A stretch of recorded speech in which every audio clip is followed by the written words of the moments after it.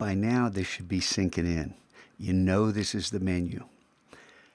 You're starting to know these are panels.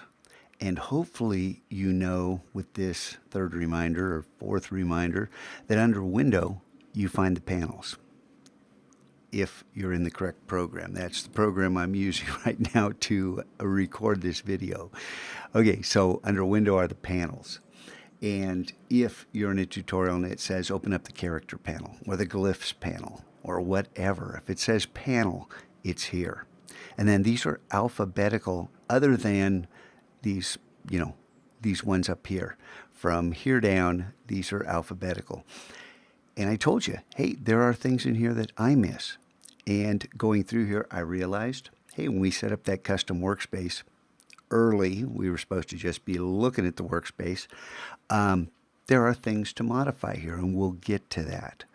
But by now, you know, Window in Adobe Apps, Window equals panel. In the Finder, Window equals window. And that's just a Finder window. Got it? It's a distinction. It's confusing, but it's one you need to know.